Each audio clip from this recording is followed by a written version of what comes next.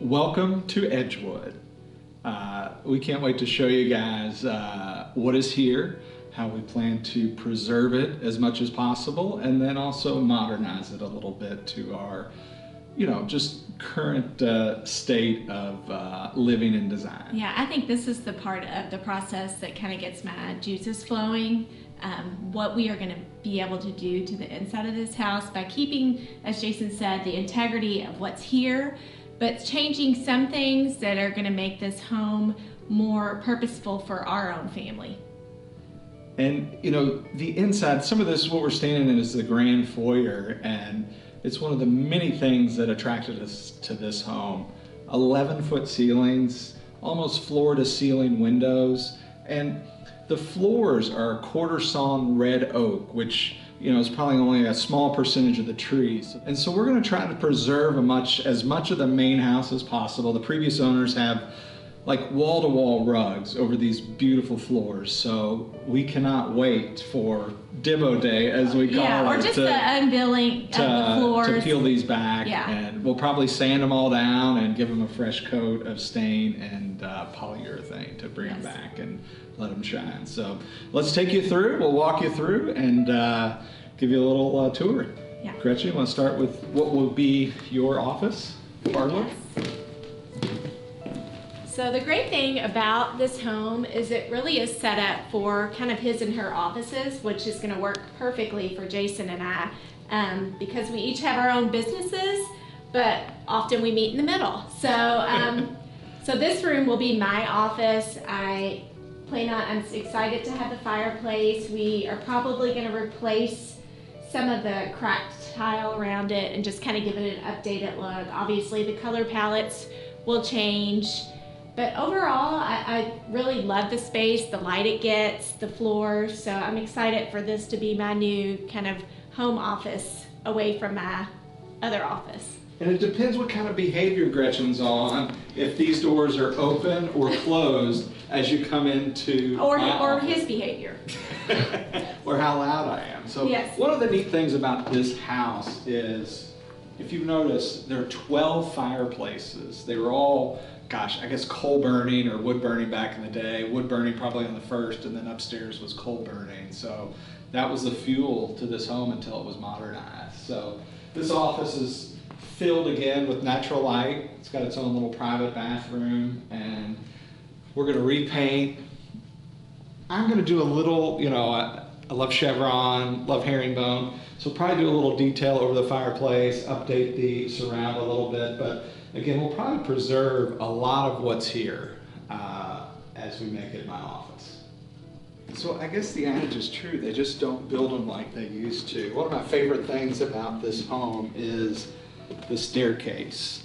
These handrails, by code, we can't build them this way anymore because it's too wide, so you got to be able to grip it, but we're going to maintain it, keep it, and pray that our boys don't get any ideas about sliding down the stairwell, But these stairs are cool. The rise is a little bit shorter than normal, so it's an easy staircase to go. The master's upstairs, so this is really the center hub of the house, so it will get a ton of use right off the foyer, and takes us right into what used to be the ballroom. So it's one of my favorite rooms in the house, and because the main house is so formal, we wanted to find a way to make sure we could utilize this room. It's probably 30 feet long, and you notice there's doors in all these rooms. There's double fireplaces, so I guess back in the day they would close the doors, which fortunately have gorgeous hardware that's brass. Yeah, it's staying. The hardware's staying. So, but anyway, we're going to make this the dining room and then put a couple little small seating areas in here. So we hope to really utilize this space. Okay guys, so the next room that we're going to kind of show you guys is what was formerly used as the dining room, but Jason and I have bigger plans for what we're going to be doing for this space. So yeah, with all the formal spaces, we need some family spaces. So this room actually used to house this beautiful big dining room table that the former homeowners used. I think it seated like 16 people. Yeah, custom made. It was a beautiful table. Beautiful table, but for our personal family, our plans are for this to be turned into our informal family room space. And maybe a big TV that, if you know Gretchen well enough, it will not be seen. So we got to find some way to creatively hide a larger TV, because I think we're going to spend a ton of time in this space here. Yes, so. and it has beautiful views outside of, you know, the trees, the greenery, a future basketball court that Max, our youngest, is cheering on and hoping that we get. So yeah, and hopefully we can trim some of the greenery so you can really see out of these windows. It's a little bit overgrown, but again, this room was all closed up, doors, I guess, to heat the space, but we're gonna have to find some way to connect this to the kitchen. How are we gonna do that? So our plan is this wall here is going to go away. So on the other side of this wall is what is now the existing kitchen. So one of the first projects Jason and I will partake in is going to be demoing this wall. And I think we're both really excited about that. So Gretchen's got a custom pink sledgehammer ready to go. Yes. So this takes us into what was the formal Butlers Pantry. Yeah, so we're going to keep this space as a Butlers Pantry. We are going to try to keep and maintain the cabinetry and just paint it. Just to Yeah, we match. think these are some of the original cabinets to the house. So Yeah, so and they're in great shape. So we want to keep the cabinets, just change the color scheme that's going on in here. Again, it's got beautiful windows and lights, and these windows actually have this cool pulley system, and that's how you open and close them. So we're super excited about keeping this kind of space intact and having tons of extra storage in the in fact, kitchen. behind this wall, there's an opening that I think was either for ice delivery or even milk delivery Yes. back in the day. So, and then, you know, right now this room is connected to the dining room, which was, you know, formal Butler's area. We're gonna close that wall off, put our little touch. We love coffee, so maybe make a little coffee bar, put another fridge in here. And it'll really be almost a second kitchen off the main kitchen, which is right around here.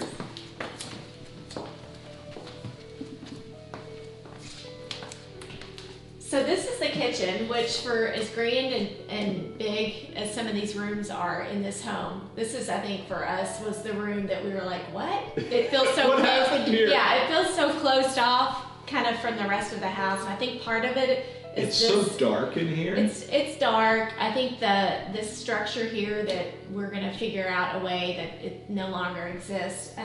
So yeah, this is probably gonna be the biggest renovation project of the house, is totally just remodeling this kitchen. Yeah, and supposedly this has ductwork, plumbing, and support. This used to be a fireplace, we think, back in the day, but we're gonna find a way to make it work. And we're gonna get rid of this, reconfigure some things in the kitchen, maybe expand and add either more windows or more light, because this home really does get a lot of beautiful natural light. But we are really, I think this is one of the projects that I'm looking most forward to doing. It'll make a major transformation to this house to bring it with a modern kitchen, all the modern amenities that people expect in a home like this. So. And it's one of our favorite places as a family to hang out, is the kitchen. So. Yeah, so hopefully, I know it was a Southern Living feature in their 2003 episode or magazine, I think May. So. Well, and back then, green and yellow.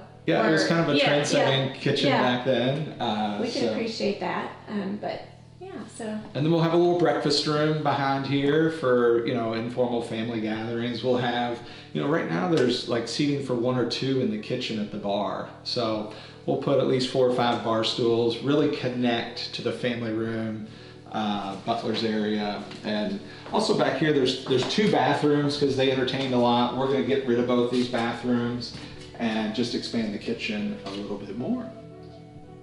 So that's kind of a wrap on our big plans for the major transformation of the kitchen family room space. And let's show you how this space is going to be connected to the future outdoor area. All right, guys, let's show you outside. So we really want to connect the kitchen dining area here and to the grounds on this beautiful property. So there's a huge, expansive, covered, screened-in porch here. Again, wall-to-wall carpeting. Gonna pull that up, and there's a huge brick terrace out here. And our plan is to put a nice in-ground pool entertainment area, maybe a little hot tub area, grilling area. So trees are magical, and we've always been huge lovers of live oak trees down in the south. And supposedly they don't grow here, but this is our version of the live oak tree. I think it And looks about as close to a live oak as you can get here in we may Kentucky. have to drape some fake Spanish moss or bring some Spanish moss back to drape over it, but gosh, just the birds chirping. We really want to connect the kitchen area to the outdoors and get some good utilization of these spaces out here. Yeah, I definitely see our family spending a lot of time in this screen porch area, so we're really looking forward to seeing what this space can be.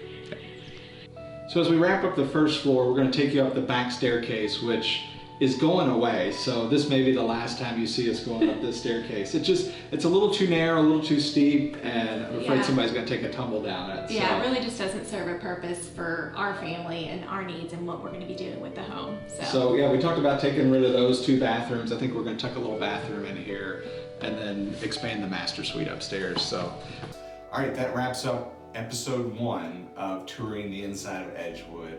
Join us next week. We'll give you the rest of the tour.